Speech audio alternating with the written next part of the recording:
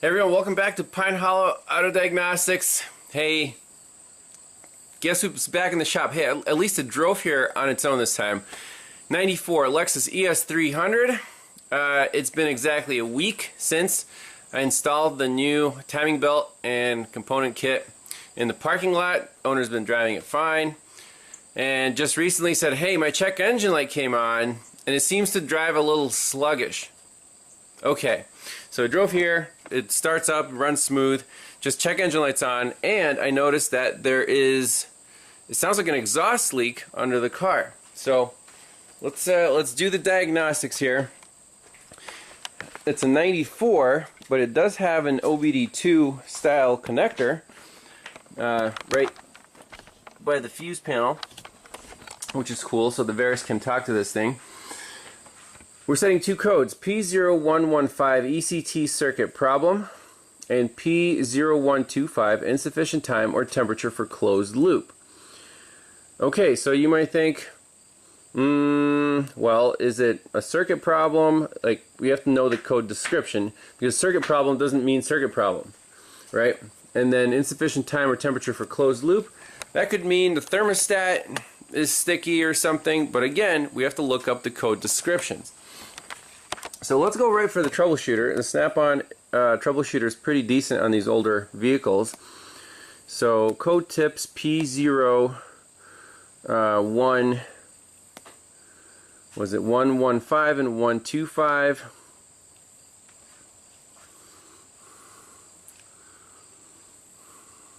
Engine coolant temperature circuit malfunction. So it says as a thermistor. When any of these codes are stored, the ECM enters failsafe mode. During failsafe mode, the engine coolant temperature is estimated to be 80 degrees by the ECM. Failsafe mode continues until a pass condition is detected. When any of these DTCs are stored, check the engine coolant temp by entering the following menus on the scan tool. So you just go to the data list, check the coolant temp. Okay. Immediate check engine light. And here it says if the voltage is more than 4.9 volts, it'll store a 118. If it's less than 0.1, it'll store a 117. So I don't know what it stores the 115 for. Alright, it's next morning. Back to the Lexus. I decided to just let it sit here, cool down overnight, and do a cold soak and start in the morning.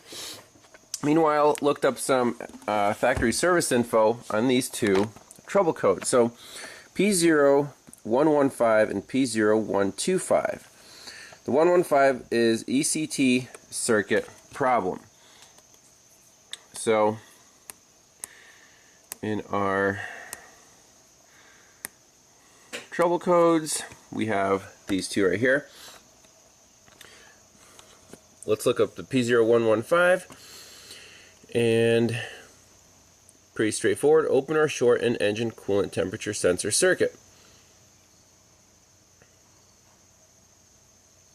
Okay, so basically we'll look at the live data, see what the temperature reads. P0125, insufficient time or temperature for closed loop. Now this code is actually quite confusing. You go to P0125 and it says on some models Lexus does not adhere to the SAE standard definition for the P0125, which is related to the ECT. See diagnostic chart for complete diagnostic information regarding this code. So we go back, diagnostic chart, circuit description, says insufficient coolant temperature for closed loop fuel control, and then it basically tells you to check the oxygen sensor, which is completely ridiculous. After engine is warmed up, heated oxygen sensor output does not indicate rich even once during the following conditions. Continue for at least 2 minutes. Engine speed 1500 RPMs or more. Vehicle speed 25 miles per hour or more. Okay, so this code right here is not straightforward whatsoever. If we go back to our troubleshooter, and select P0125. It says if engine is warm, O2 sensor output doesn't indicate rich at least once after 2 minutes of driving at 25 miles per hour with engine speed over 1500 RPM. Possible open or short in main O2 sensor heaters or circuit, or main O2 sensors degraded. Test main O2 sensors directly. Run test. To confirm a pair of bank 1 sensor 1 or bank 2 sensor 1 circuits, perform confirmation procedure. So, not sure exactly what this test is here.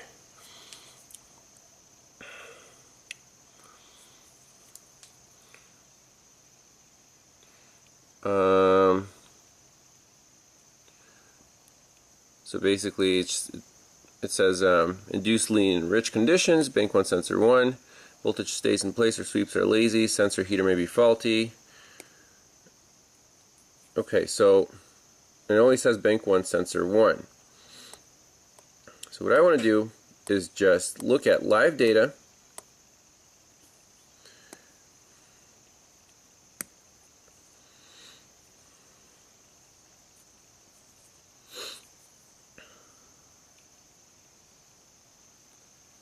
We'll customize it.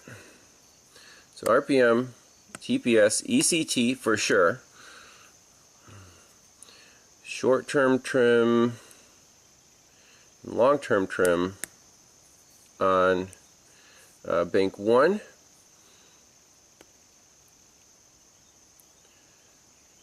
O2 sensor, bank 1 sensor 1 for sure. Bank 2 sensor 1, and then bank 1 sensor 2. There's 3 oxygen sensors. So bank 1 sensor 1, bank 2 sensor 1 upstreams, and 1 downstream, which is labeled bank 1 sensor 2. Oh.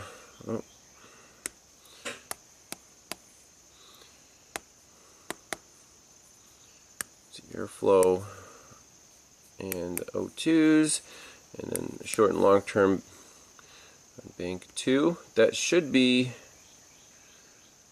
good enough. We could put in fuel system status. Misfires, I don't care. Looks good. List view. Alright, so everything's looking normal. We want to concentrate on bank 1 sensor 1 and bank 2 sensor 1. And also the ECT. Everything's looking pretty normal. Let's start up the car and see what it does. Alright, here we go. Fires right up, no problems. Yeah, I don't see a check engine light, so I just want to see what these oxygen sensors do. Looks like they're waking up pretty quickly. Still an open loop. We're both rich.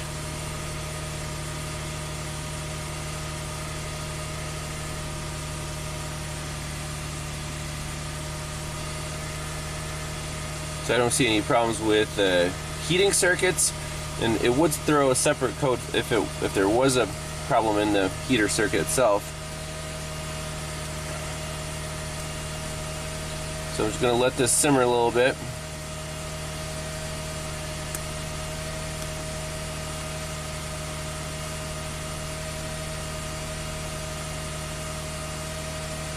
So when it goes into closed loop, then, there we go. Just went into closed loop. Now we're oscillating.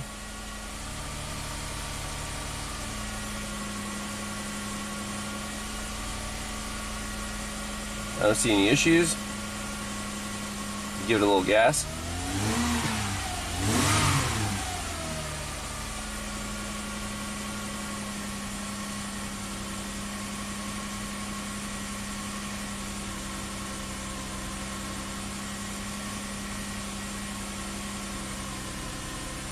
Now you can see bank 1 sensor 1 is switching a little faster than bank 2 sensor 1. Maybe bank 2 sensor 1 is getting a little bit sluggish, but I don't see why, what code we could set here. While we're warming up, I'm going to save this data so far. And let's go under the hood, wiggle some wires, see if we can make this ECT drop out. Doing a little visual inspection under the hood, I was wiggling the wires at the ECT. Oh, here we go. Definitely found something. So 154. Let's zoom in. So if I touch the wire right here,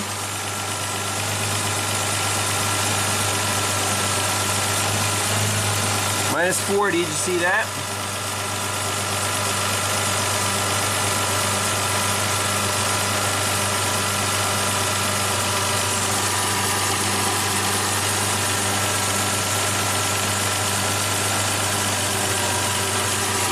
So is this connector just loose?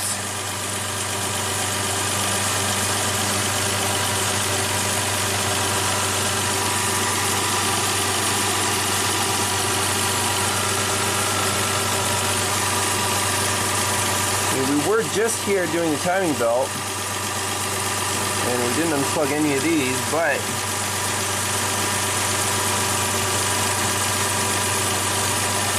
I wonder how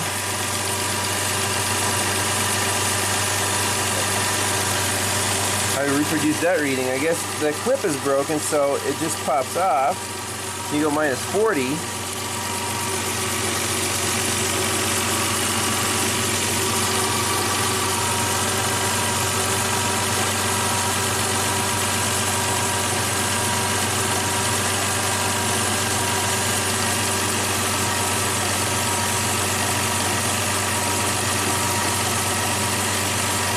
So that's an issue.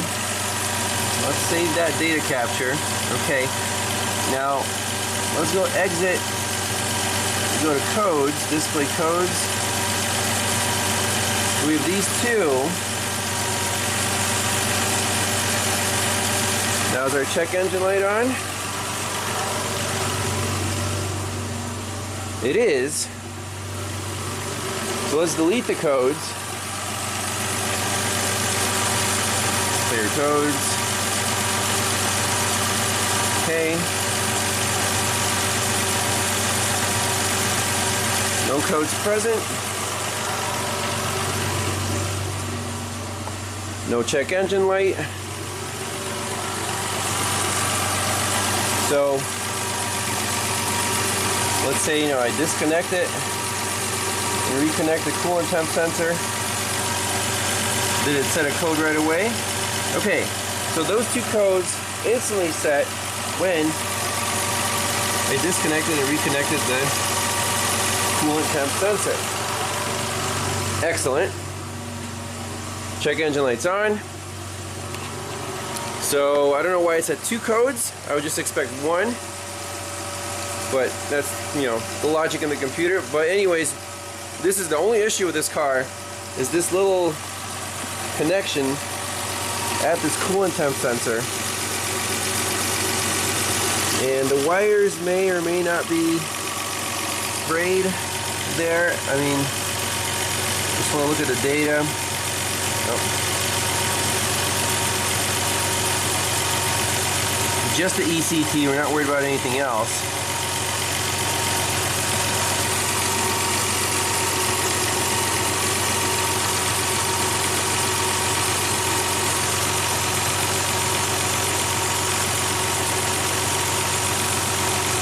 Only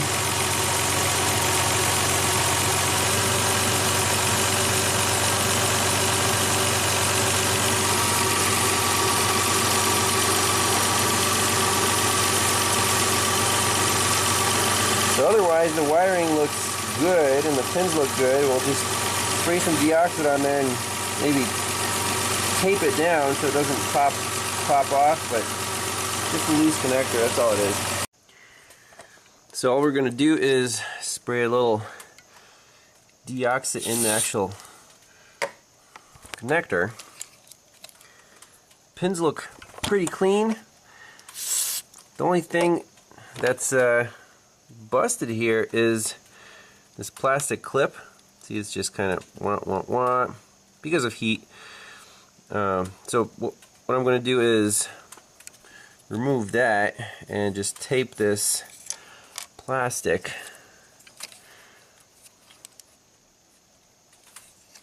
on here so it doesn't come off. Now, was this related to the timing belt replacement procedure? Well, this whole harness, yeah, I did have to lift it. I did not disconnect these connectors. So, see, that plastic right there is also busted, so I have to tape that shut. But in this case, you know, obviously the owner just had this repair done, and a week later, check engine light comes on. For something small like this, where the problem is in the area of a previous repair, I actually would just say, hey, you know what? Let me just put some tape on it, clear your check engine light, just drive it. That will restore confidence, because the owner is understandably like, oh man, a car let me down again. But if I say, hey, it was just a connector that I bumped during the timing belt service, no big deal, your car is totally reliable, you don't owe me anything, that might be the way to go on this one. So let me know what you guys think. But Lexus, again, I think it'll keep going forever. It's just that sometimes old cars have little spurts of like several problems in a row, then you fix those, and then it's problem free for, you know, another 5 to 10 years. So let me know what you guys think, and we'll talk to you next time. Bye bye.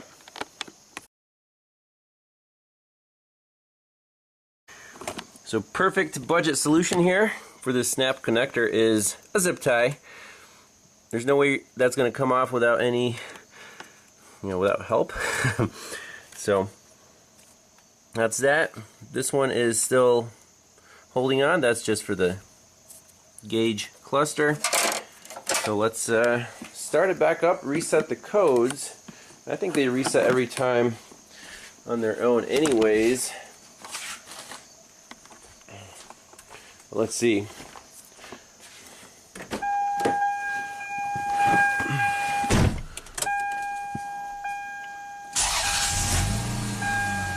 Oh, check engine light's still there.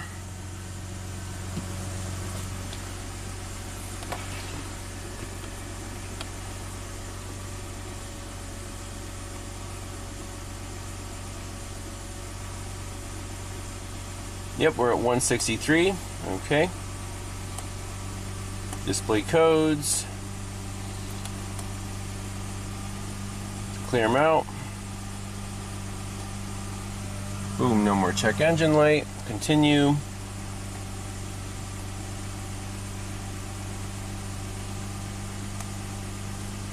Should be good to go.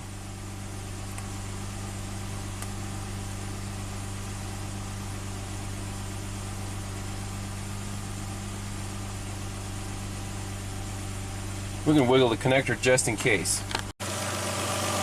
Alright, so wiggle the connector, wiggle the wires. No issues. So, car's ready to return to the customer. She'll be really happy. I'm just going to tell her, drive it, it's reliable, no more, hopefully no more unpredictable issues.